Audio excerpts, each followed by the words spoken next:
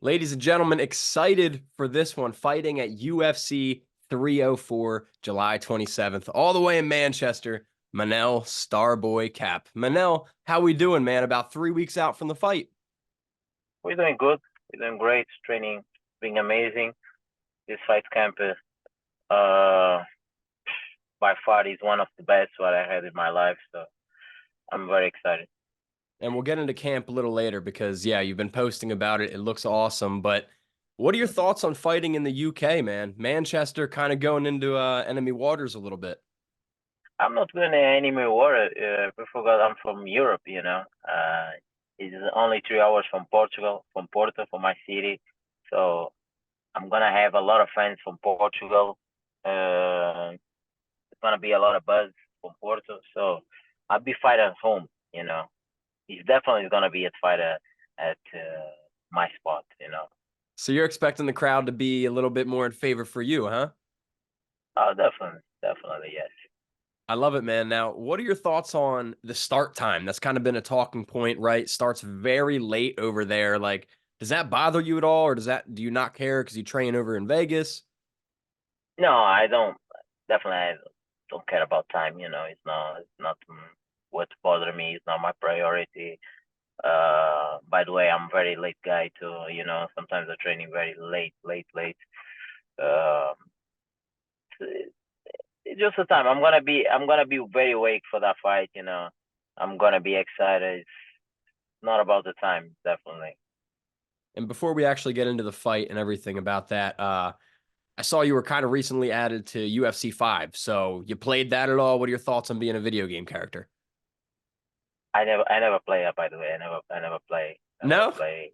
No, I never play. I want to play, but I never play. It's like I'm not too much a fan of PlayStation. I have a like, but the only thing if I'm gonna play on PlayStation is gonna be Vikings or Call of Duty. It's the only thing that I play. By by far, I don't touch PlayStation. I like more other stuff. Hey, man, fair enough. I was just wondering because it's got to be cool at least to be a video game character, right? Yes, yes, yes, yes.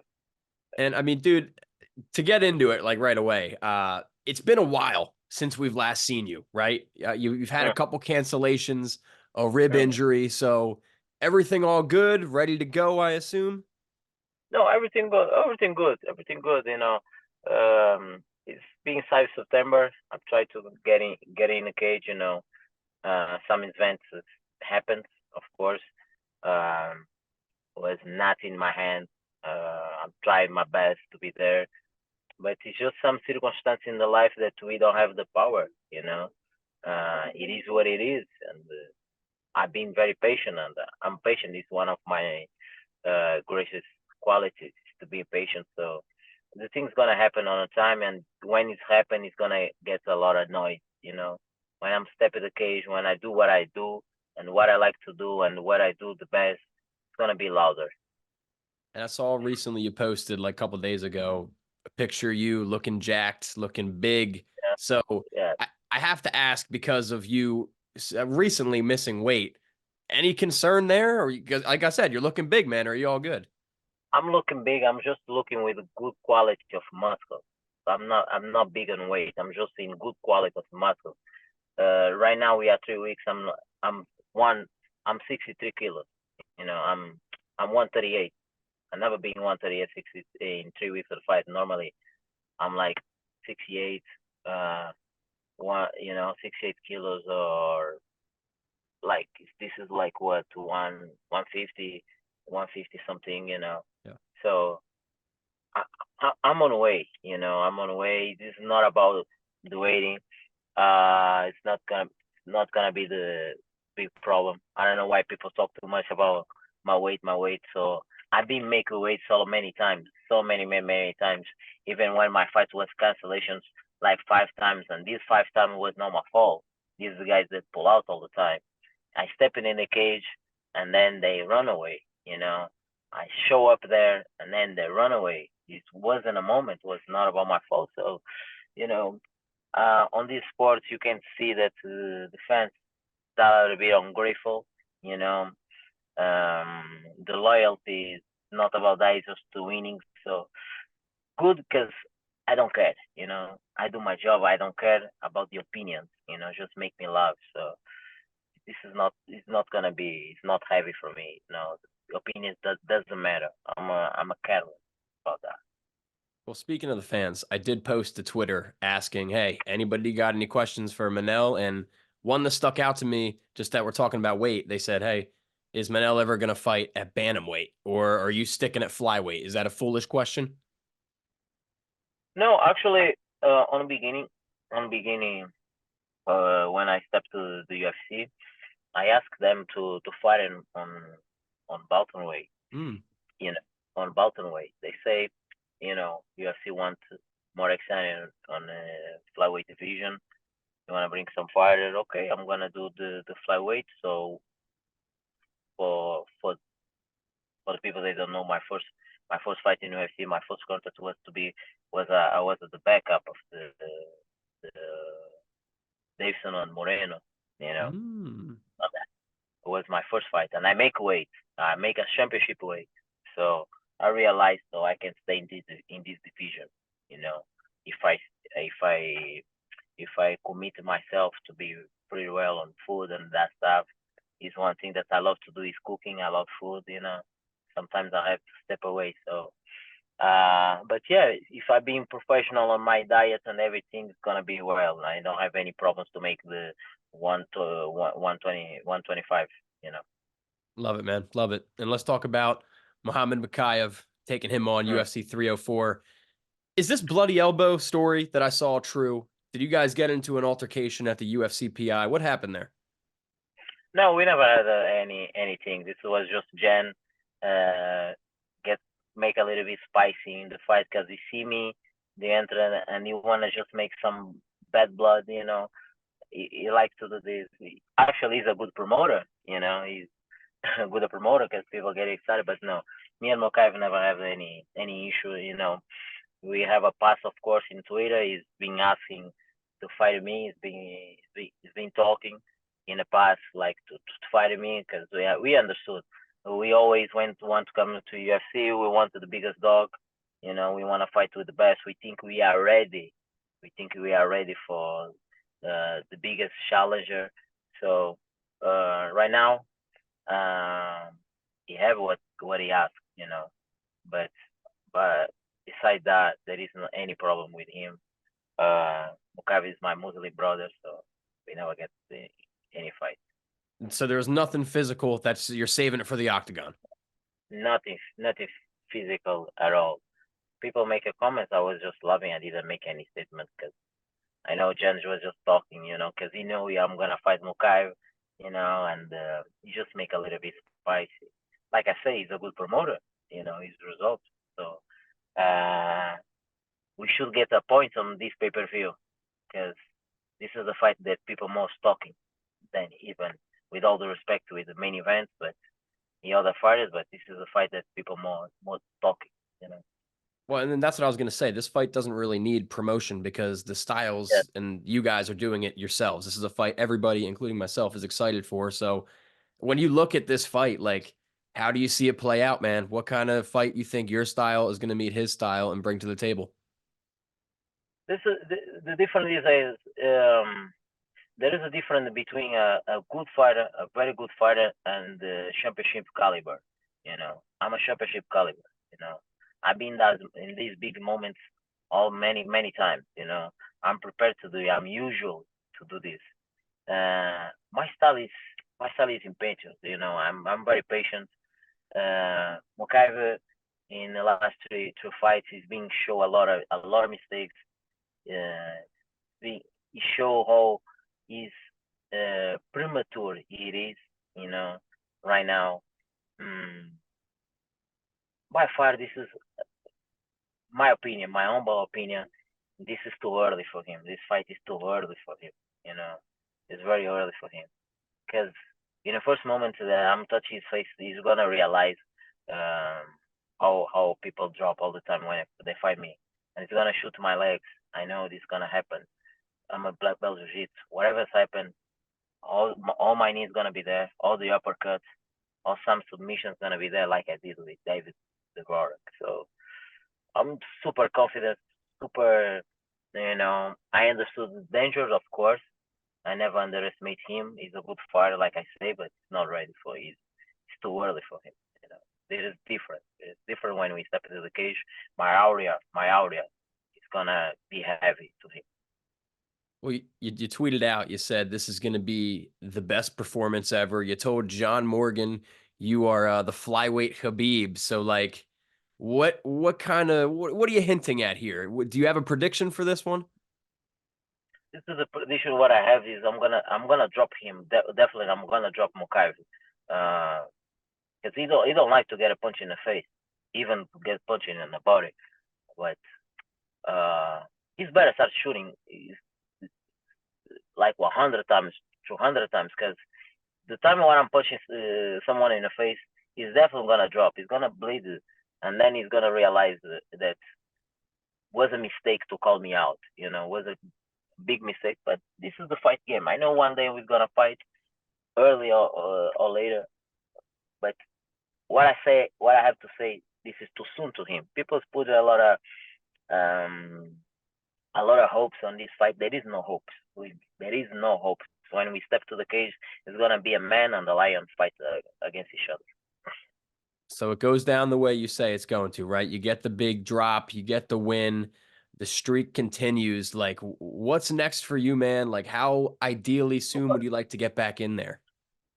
No, the next step is like get on the track to my to the belt, because I'm supposed to fight with the Pantoja and in Rio, but like it happened. I missed the way. I missed the weight first time. Then we have the problem non ribs. Then they step Erseg, of course. And by the way, I missed the way, of course, but we offer money to Mateus Nicolau. We offer a lot of money. My manager offer 50,000 UFC, offer more money to step in the cage. But this guy come to Brazil and he didn't want to fight. He make the weight, so the way my weight was not so big. He should take this advantage, get more money in the pocket. Look right now what happened. He got dropped by Alex Perez. So Is that this someone is what it is. still is that someone still in your radar maybe to the climb to the No, top? You want Nicolau? no, definitely no, definitely no.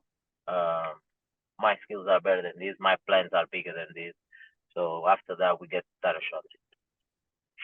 You're saying after this win, it's title shot time. After this fight, definitely we get the title shot. And how do you think a fight with you and Pantoja goes? You like that matchup? I love the matchup. I love the matchup. We fight before, and in these conditions right now, you know, we can see how sloppy Pantoja is, and if he not get aware, I can counter on him all the time. I can really counter on him for 15 minutes and drop him. Was that your first? I don't have it pulled up. Was that your first UFC fight, second UFC fight? Yes, yes, it was my first UFC fight. So, like, my point is, you've come a very long way. So you both have, but you've really found your foot in the UFC. So that fight, you think it goes completely different this time? Of course, it's gonna be different this time. I was fighting I was fighting in a in